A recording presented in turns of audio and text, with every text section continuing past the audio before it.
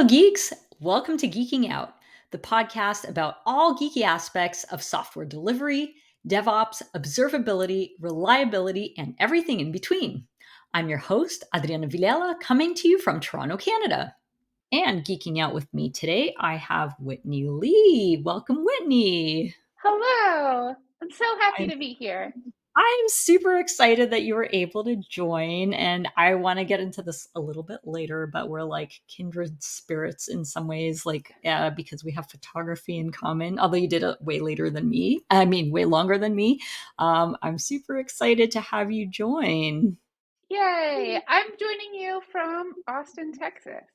Awesome. Yeah. So cool. So to get started, we are going to do some icebreaker questions. All Are you right. ready? Bring it. Okay. First question, are you a lefty or a righty? Presumably you mean which hand I write with. And I Yes, write yes, with my, that is not like true. which side of the bed I sleep on, or I don't know, which side of the car I drive on.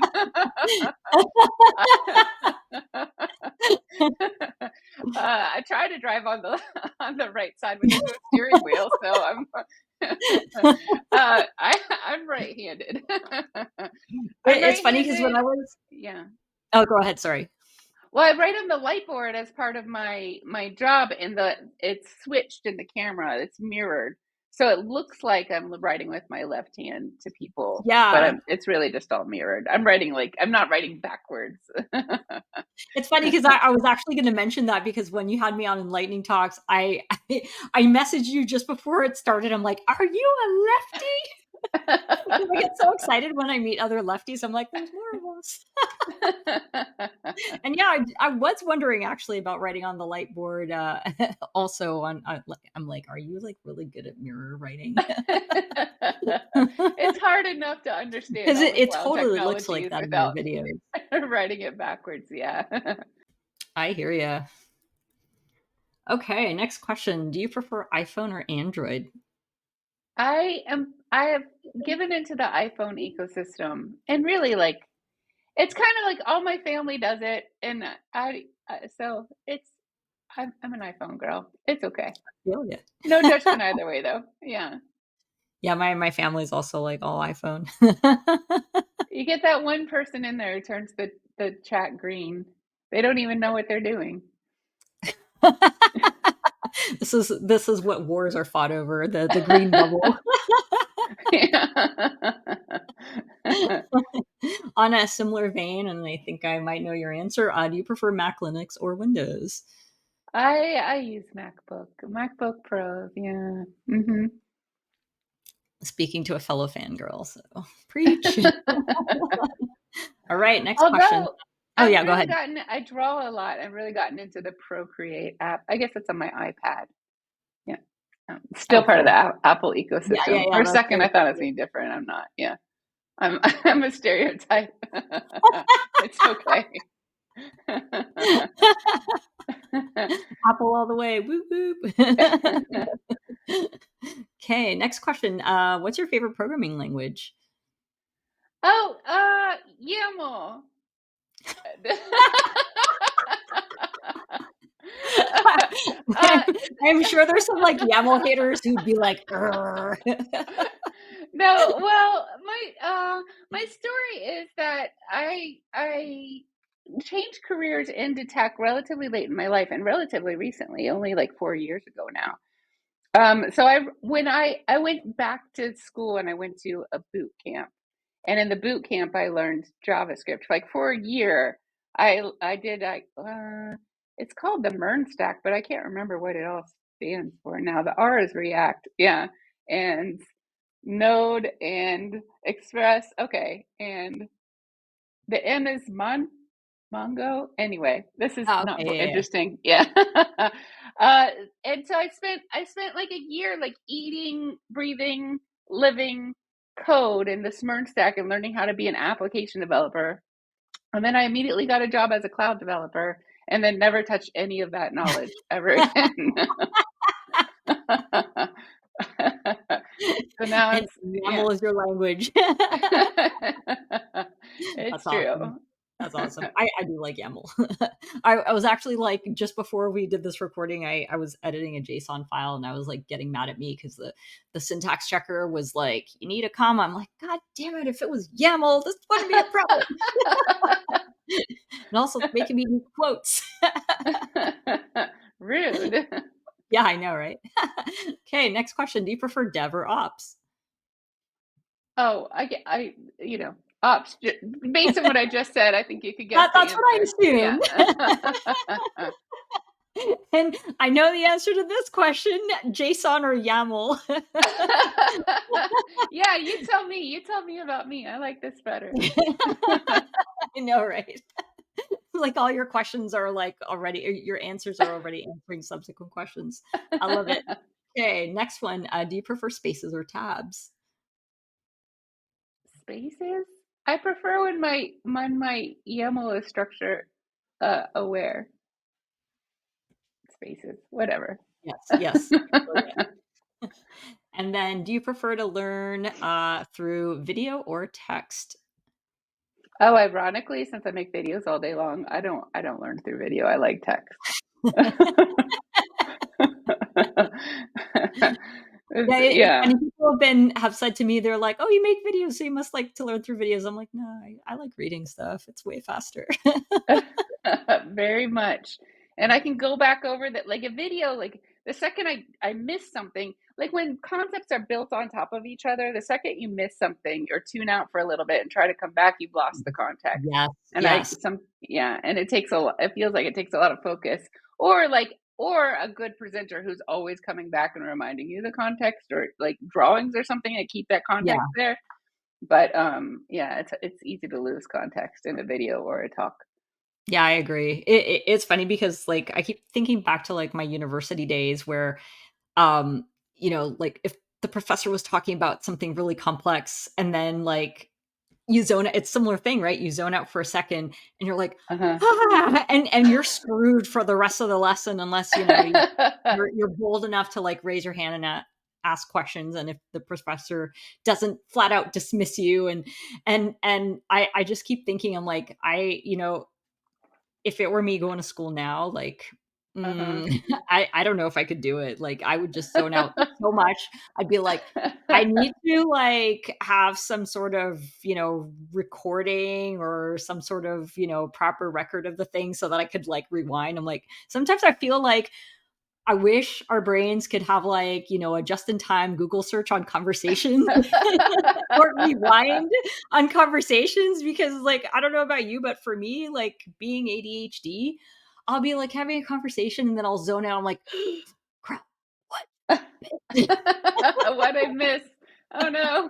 I feel so terrible. the, Like, the "Oh." reliving the college years, like I might get distracted, but these days, like this version of Whitney, I don't mind seeming like I don't know, or actually not knowing, or admitting that I zoned out, or just like I being know. this like college version of Whitney would be very shy about asking that question, and the present Yeah, day yeah. Whitney would be like, "That does I don't get it." Like I'd be Yeah, like yeah, standing up and yelling, "I don't understand. Explain it." yeah. um, I That's such a great point, and I couldn't agree with you more. Like, past me would have been, like, just terrified, would just sit there uh-huh. in confusion, and now I'm like, I've described it as, like, the Columbo thing where you're like, like, "Just for my benefit, can you, like, explain this because I don't fully get it?" And for you kids out there who don't know who Columbo is, I'll put a link in the show notes. But yeah. Yeah, it's interesting how, like, wisdom and, I don't know, like, just after a while, you're like, "I ain't got time for this. I just need to know." It's true. Alas, No time for bullshit. My time that's for right. bullshit. I Yeah, no used it time for all up. bullshit. Yeah, yeah, that's It's right, gone that's right. now. That is perfect, I love it. Final question, what is your superpower? Oh, hmm. What's my superpower? I guess it's in line with not being afraid to ask questions, or also maybe being super empathetic too when I am a speaker. Like I'm making the talk that I want to hear. So it involves, it's really fast paced. It involves a lot of visuals. It has a lot of context. So if you zone out, and you come back, you have stuff to bring you back and let you know where you are. Um, yeah, I'd say that's it. It's that, and I just don't care. So I don't care how I seem. So I care a lot about doing my best, Yeah. but I don't care what people think because I know myself and I did my best. If someone's judging me after that point, then that's a problem with them and not a problem with me. Like, so what was my answer in all of that? I just blabbed a lot. I don't empathy combined with not caring what people think, combined with storytelling. Yep, yep. That's awesome. That's awesome. I love it so much. Yeah, and I think that's something because I think so many people in tech have like can be so self-conscious of how they do. And I've spoken to so many people. So it's so I love it that you're like, yep, I did what I could. I did my best and I'm happy with that. And It I think that's so refreshing. and my best varies from moment to moment. Like I can see a video I made a year ago, and it's a little cringy because Yeah. I didn't know then what something I know now, you know. But Yeah, I yeah. know at that moment I did my best, so I still can feel proud of that content. Yeah, that's Hmm. actually like such a great way of looking at it. And it's also a really good opportunity to see like how much you've grown too, right? It's like, Yeah, look at if me you now. don't if you don't cringe at your past videos, your past journal entries, just like your past stuff, then that means you're not growing fast enough. It's so true. It should embarrass you.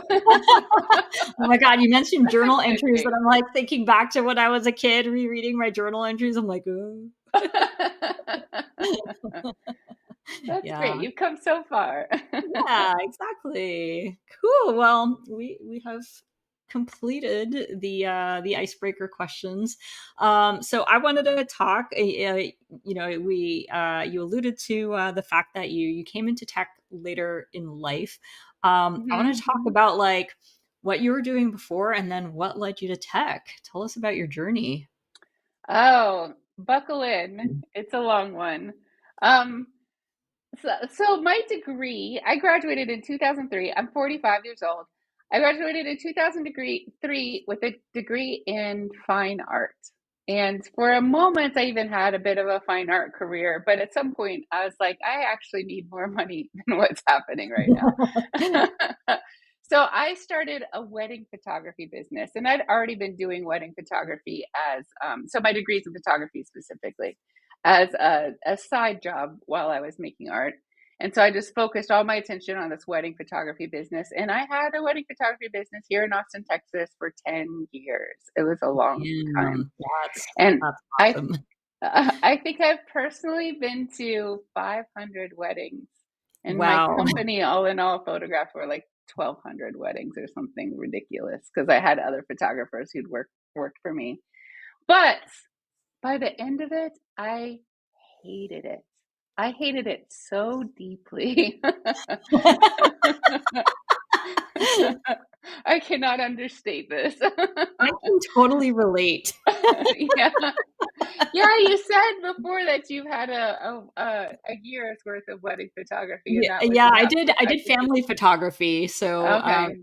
and, like, hats off to you doing wedding photography because I feel like that is, like, the ultimate stressful type of photography because you cannot fuck up. Because you have to capture the perfect day for the bride and groom or else. Yes. And it's actually my first talk ever was called Codezillas, the universal truths of building trust. Because there is so much about communication and like people are making different assumptions about what wedding photography, what their wedding photograph should like look like. And some people want a documentary style and some people want these specific portraits. And if you don't get a portrait of just the bride and the groom at the front of the church, then you might as well not have photographed anything else the whole day, you know? Even though Yeah, you yeah. got beautiful portraits of them outside and beautiful portraits of each of them alone at the front of the church. This may or may not have actually happened. This is not a hypothetical. Anyway, it was it was, and also like the editing the photographs, you take hundreds and hundreds of photographs on the day, like getting those down to the good ones and then editing those so they look nice. Like that's very tedious work. And it's not It is. interesting tedious, and it's not tedious, but I'm growing. It's just tedious for the sake of being tedious. And so I was either like buried under a mountain of editing or buried under a mountain of communication, of emails, and then just general admin work. And I didn't feel like on top of my life for many years. I just always felt behind, like I'm letting Oh my someone, god. or I can yeah. so relate to all of this. I only did it for a year. And I want to add also, I don't know if you felt this, but like considering like what you charged and the amount of time and effort you put into it, it felt like you Hmm. end up getting paid like less than minimum wage, It's true. especially for the editing. I And know. then the other one, I tell me Uh-huh. if this ever happened to you, the but you took like hundreds of photos. Where are all of them? And it's like, yo, a bunch of them are crap. Yeah, you don't want to see all of them. You don't look good all Like the people time, got or so even most of the mad. time. They're like, "What happened to all the photos you took?" It's like, I promised you 100, you get 100. So I was stuck in this circular life of booking. When you book a wedding, you take half the money, and then you get the second half when you shoot the wedding. And like, Mhm. and it's hard to break out because you're losing as soon as you stop getting booking money, but you still have to shoot weddings. So it's a Yeah, circle that's hard to break. And so man. so my I have younger brothers, and one of my brothers, his name is Jordan. He is a band called Mutual Benefits. So it's a musical project. It sounds like a whole band, but it's all he does all the arranging and then might play all the instruments or hire out the ones he can't play. And so his album in 2014 got a lot of success. It got on like Pitchfork's top new music and Rolling Stone's top 50 albums of the year and this and that. And so it's Mutual Benefit. Love's Crushing Diamond is the album. So since this music was all just made by him solo, he needed to put together a band to go on tour. And Mhm. he asked me to play in the band in 2014. Oh, Yeah. that's And so so cool. that was exactly like the excuse I needed to be able to get out of wedding photography without saying I failed. You know, I was like, oh, I got this cool opportunity. I have to do it. And so I spent all my savings returning those wedding deposit money. Yeah. And then my partner at the time wasn't supportive. We'd been together 8 years. I broke up with them. And then I put all my stuff into storage and I lived without an address for a year in Oh my 2014. god. Wow. And what instrument did you play? I played keys and I'd sing harmonies with my brother. Oh, that's so cool. Yeah. So that happened in 2014 and I toured for a year. And when I got back to Austin, I didn't know what I wanted to do with my life, but I knew what I did not want to do with my life. And that is wedding photography. Fuck wedding photography. So you had like you said you had like a whole company around this, so like Oh you yeah, just uh-huh. shuttered the whole thing, Yeah.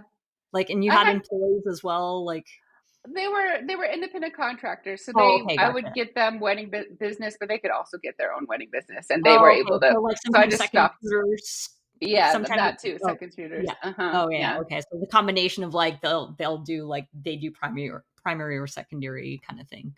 Yeah. Cool. And then like all my photo gear is up in my attic collecting dust. Like I Yeah, I still haven't have touched my it. camera in forever. I'm like I didn't have money to buy the lenses that I bought during my photography years, and now that I do, I'm like, eh. I do think about getting a little camera that I can keep in my pocket when I travel, just so I don't need to use my phone. Like, Yeah, well, I could actually finally like use that knowledge that I built up. Like I'm a master in this one area that I just don't do anything about. But anyway, so we're back. So I'm back from tour. yeah. It's like 2015 now, and I am not a wedding photographer, but I don't know who I am. And so I drove for Lyft and Uber for a while, and then I worked at restaurants for a while. I was a server at like a fancy Japanese cuisine restaurant here in Austin. And then I switched to being a server at like a hippie vegetarian cafe, which is way more my speed. And then my son was in college and he was like, Mom, he's in college for software engineering, and he's like, Mom, you would really like this. You should try coding. So it was 2019 now. It's in January, and I write my very first line of code. And all it is like an online introduction course to like the program I went to called Hack Reactor. I'm not even sure if it survived the pandemic, but it had like a pipeline to get you through. And I totally just wrote that first line, and then I could ride the wave of what Hack Reactor told me to do next. So at first it Nice. was an online course that I was in maybe 4 nights a week for 3 hours a night or something like Yeah. that for January. And it's like, oh, I really like that. And then they trained me up to pass their entrance exam, and I did that. And then I had to do hundreds of hours of coding to get into the to pre-course, they called it. So I was Uh, accepted, but I had to complete this before I was allowed to start. So then in July of 2019 is when I actually went in person to the boot camp right before the pandemic. We had no oh idea. my God. Yeah. So so I was there 11-hour days, 6 days a week for three Oh, months damn. as part. Wow. So like in 2019, I really just like lived in JavaScript and code. And then in October of 2019, I graduated. And in November of 2019, I was a cloud developer at IBM. Oh, and wow. That is and amazing. And did you love, like, the course? Like, those long days where you, like was there ever a point where you're like, "Oh my god, why am I doing this crap?" no, I loved it because I hadn't had a direction in quite some time. So it was nice to Yeah. feel like I was doing something. And even with wedding photography, like I don't feel like I was really stretching what I could do or applying my intelligence or like like growing. Yeah. And so I was craving it. So by the time it came around, it was great. Although I will say, like when I was in regular school, I was used to being an A student, and I would work really hard to be an A student. And it was part of my identity that I'm like, I'm good at school. And then I got into boot camp, and I was not at all the best. I was like medium, easily, maybe slightly below. But that was because everyone else in the course had a lot more tech experience coming into it. And then we're all Right. learning at a breakneck speed once we're in there. It's Yeah. not like Yeah. normal school where you can spend extra time because there literally is no extra time. Yeah, yeah, Um, yeah. but also, I think coding school taught me a growth mindset that I really didn't have before. I wasn't raised with a growth mindset. And so when I figured out to see the people around me with who share my interests, these people are my community. They're not my competition. And Yeah. that just like makes the world such a better place. It makes everything about life way better if you can shift your mindset from competition to community, the same people around you. Yeah, that is And so that's true. yeah, that's the big thing that boot camp taught me. That and just like, it helped me see what I'm capable of. But when I got that job as a cloud developer at IBM, I had no idea what I didn't know, which is a good thing. Like Yeah, I yeah. had no idea how complex and vast the world of cloud technology was and how little I knew about any of it. Like the first I learned Kubernetes was in preparation for the job interview for IBM. Oh, damn. Yeah. So And this they was then, yeah, like, so outside of, like, what you had learned, though, in your coding boot camp, but exactly. I guess in a lot of ways, though, like, what you had picked up, like, you picked up some, like, they weren't necessarily, like, the technical programming skills from the boot camp. I mean, you picked those up, but you're able to Yeah, transfer, like, the learning part of it to yes. this, right? Exactly. Yeah, learning how to learn. Yeah. Yes, yes. And so at IBM, I was like they hired broadly across from like either new college grads or new boot Yeah. grads. Like that was like their thing Oh, for the cool. particular role. Which meant I was like 20 years older than most other people around me, all of my colleagues. And just like one of just a very few number of women there. It Of was very course. different. But my job was to build out proof of concepts for potential clients using IBM technologies. Oh, And it was cool. meant to be a travel position, but Uh-huh. the pandemic happened, which so it wasn't a travel position. But I had signed up to be gone like 70% of the time, which I was excited about. But later I was thankful didn't happen because for those type of jobs, your travel is going to strip malls and suburbs and office. Yeah, It's yeah. not like it's not It's like not our glamorous. So what made you apply to IBM in the first place? Like having completed like the coding boot camp, going basically from the dev world to the ops world. Yeah, what inclined you to apply for that? I was going to say yes to literally anybody who took me. It had nothing to do with being interested in cloud or even understanding what it is.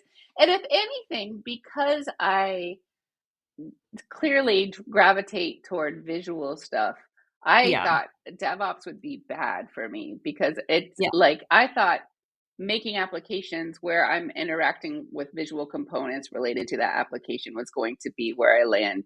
And so yeah, DevOps was just like, I'll do anything for my first year or two to yeah. get my foot in the door, and then I'll figure out what I actually want to do. And so that's all. I've applied to everything, and Oh, IBM said cool. yes That's first. Yeah. awesome. I love it. I love it. And did you find like with your background, like being so artistic, did that help you with the tech side of things? Because I always like I think in technology, like there is so much creativity involved. It's just not Yeah. necessarily obvious to, the outsider who might they'd be like, what do you mean creative? Those of you who are familiar with my work, I most things I do have some sort of big visual component. My talks when I give them are almost animated. I have so many slides. I use GIFs, not GIFs like hand drawn GIFs that I drew. Like I hand draw like 100 slides and flip through them real quick, and it's like And then my show called Enlightening is a very heavily visual show. I have a light board studio in my home, and so but I didn't when I started, I didn't realize that my visual part was going to come in handy. In fact, when I started, I thought everything I've done in my life leading up to this point has been a waste of time because now I'm just doing Uh-huh. something brand new.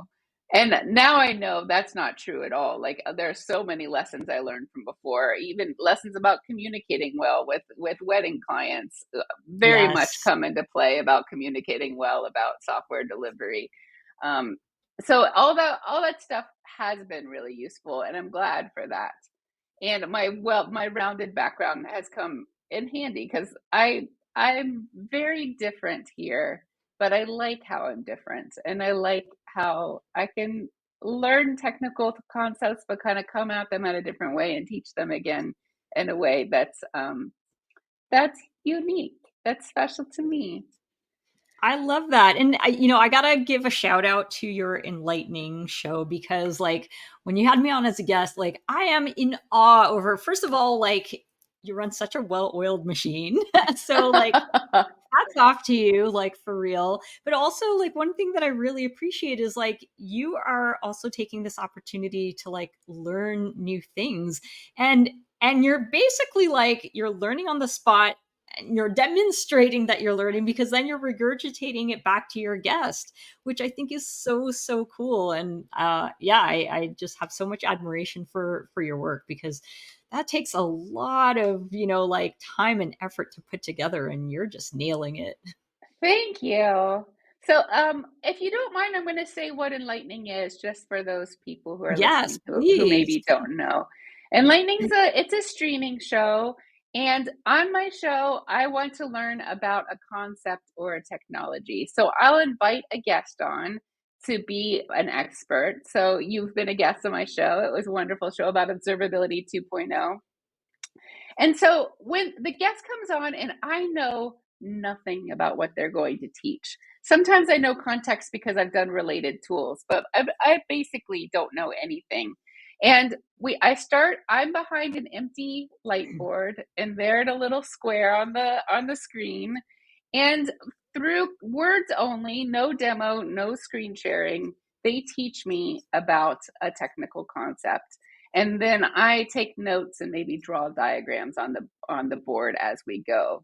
So I can't pretend to know something I don't know, because I'm actually held accountable by needing to write it on the board or capture the information somehow. And it's nice because it forces me to ask clarifying questions, um like I would write this on the board. Would you say it's true if I write this verb instead of this other verb you told me? And we kind of like get at the crux of maybe some confusing things without realizing. You don't even know that you don't quite have the concept right in your mind until you try to write it down and you have the expert over Yeah. your shoulder. But we end up going from like zero to like good entry level knowledge within an hour and a half or 2 hour show, and it's really fun.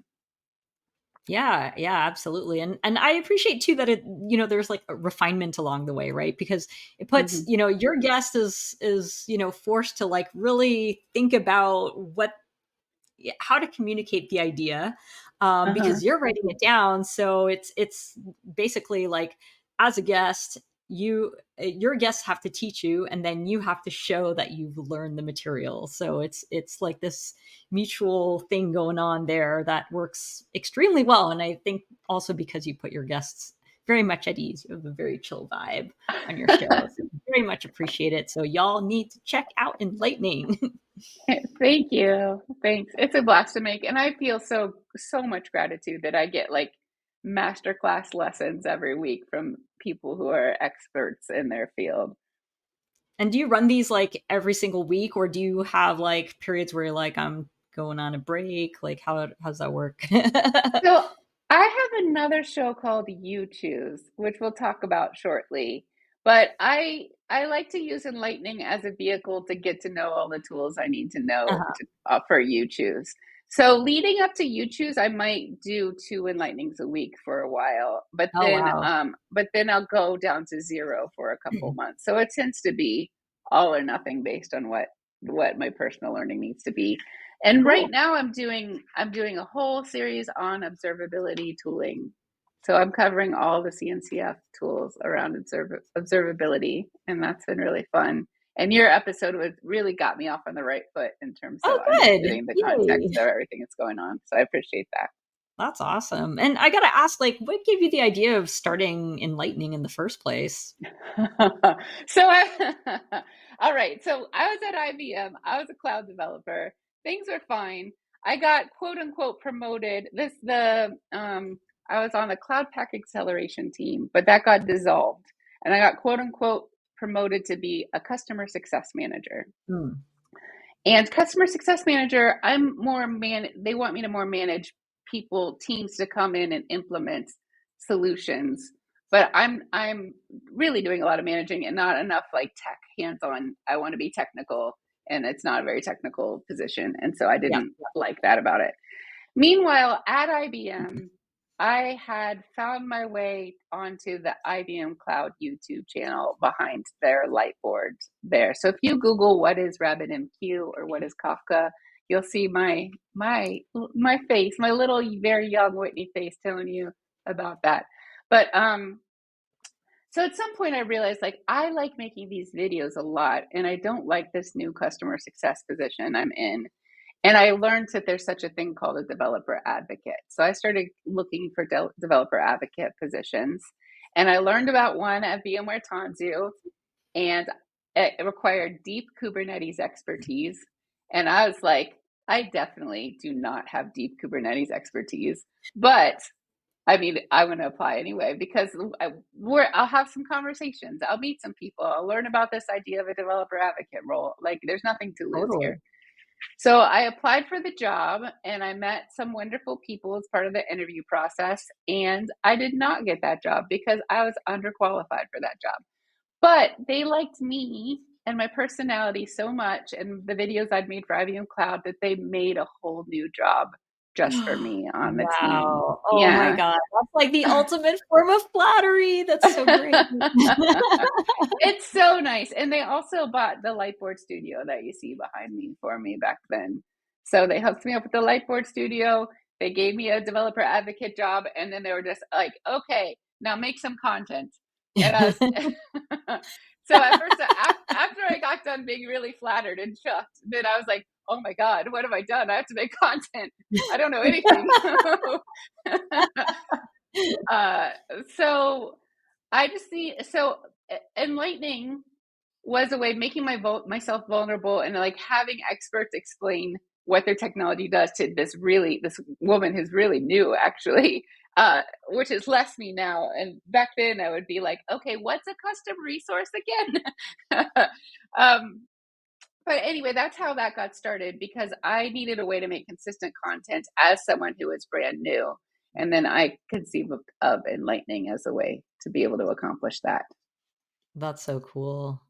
And I want to switch gears a little bit because, if I recall correctly, you were also recently part of like the first platform engineering day Uh, co-located event. Is that correct? Yeah, I was a keynote speaker Yeah, for yeah. Platform You and Engineering Abby did Day. that. Did Yeah, I heard great things about the talk. I haven't caught it yet. About there was something about lipstick on a pig. it's called Sometimes Lipstick is Exactly What a Pig Needs.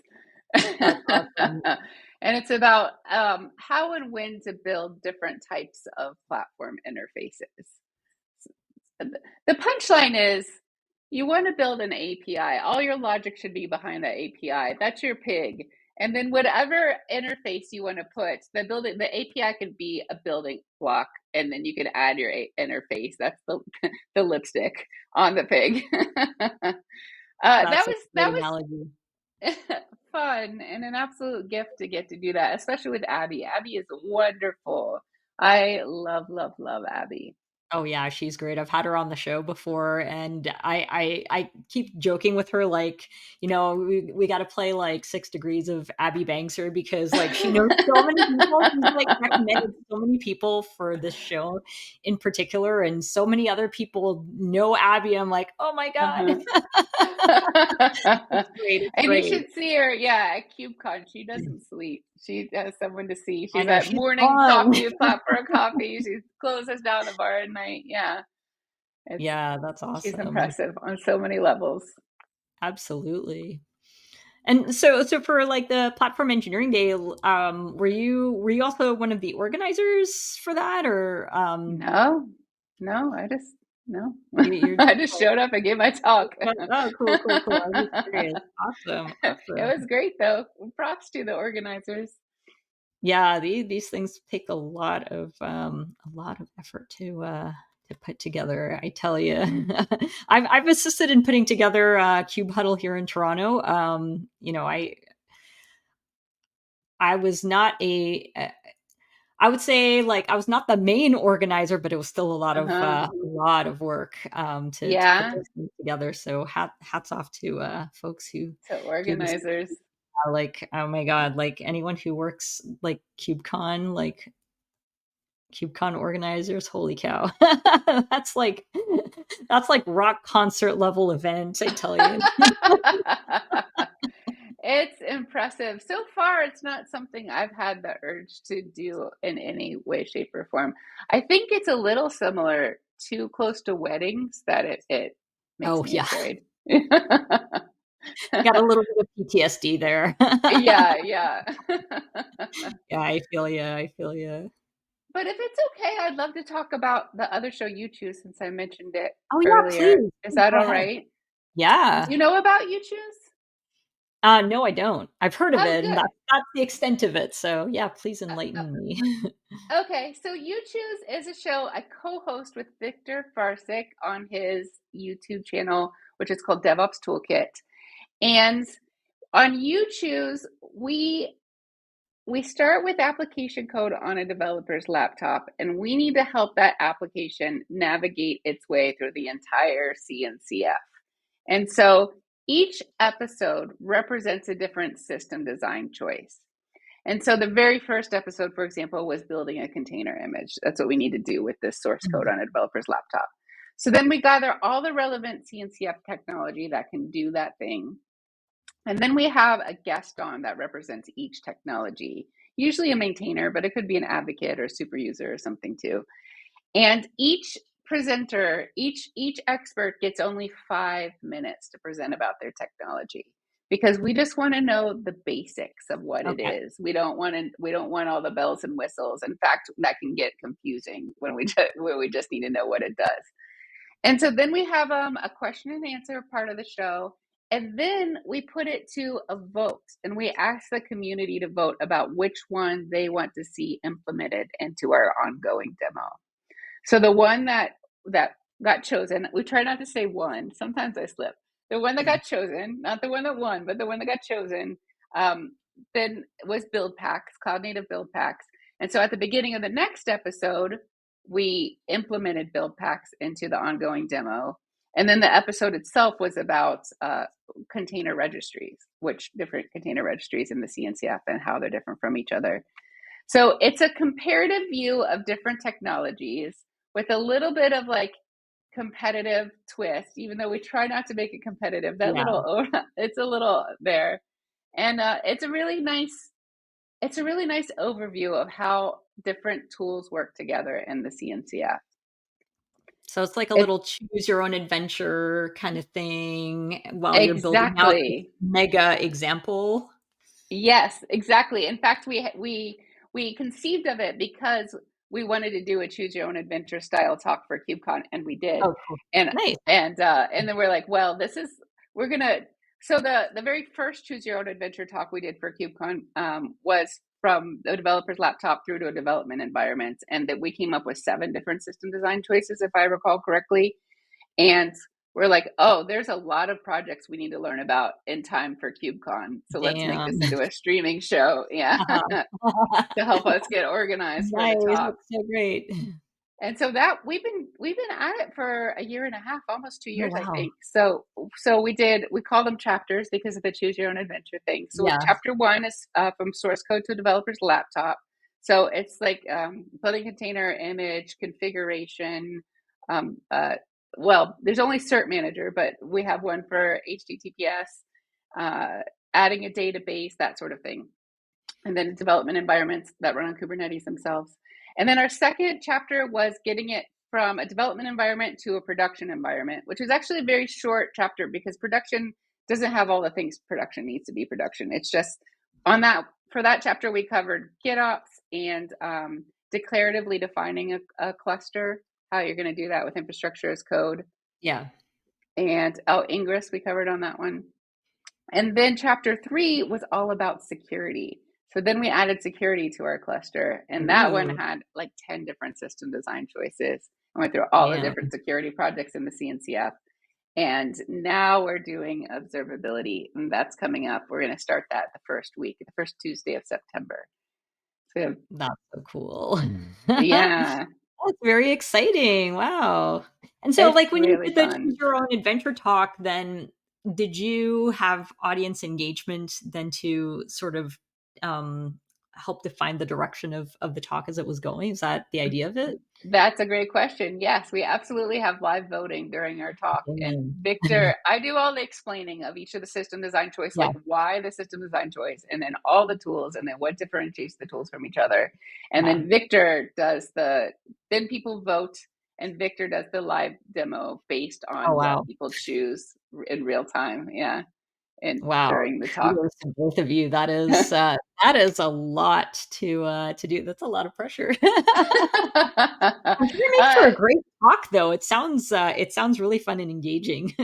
It's really fun and funny, and we presented the talk at different KCDs or Kubernetes Community Days over the summer. We did 3 of them, and on the one in Zurich, Victor completely crashed the demo, like everything. Oh, He didn't no. get a single thing right. But it was still really fun and informative, and people even asked us afterward, like, did we crash it on purpose? And it's like, I don't know to what end we would do that, like why on earth, what we would be hoping to achieve. But like Yeah, we took it in stride and had so much fun with it that they didn't understand that it was definitely not on purpose. They thought maybe that's we so meant to do it awesome. that way. Yeah. Very cool. And I wanted to ask, like, you're obviously, like, very comfortable doing talks and whatnot. What was your, what first got you on the speaking circuit? Like, when did you go like, hey, I want to try this out? Well, when I got the job as a developer advocate here at VMware Tanzu, I got the job thinking I was going to make a bunch of Lightboard content. And then Yeah. once I got here, then I realized that there's a big speaking engagement part to it too. That like all of my coworkers on my small team are all speaking at conferences.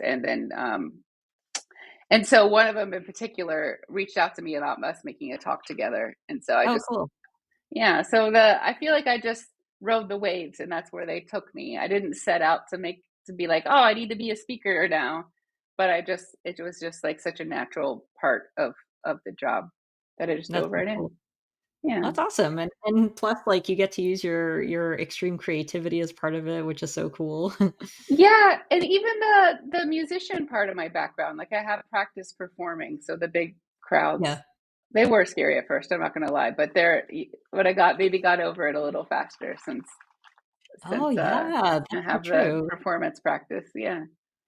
It all goes back to, the fact that all of the things that we've encountered in our past, no matter how insignificant they seemed at the time, like they help build us into what we are Yes, today.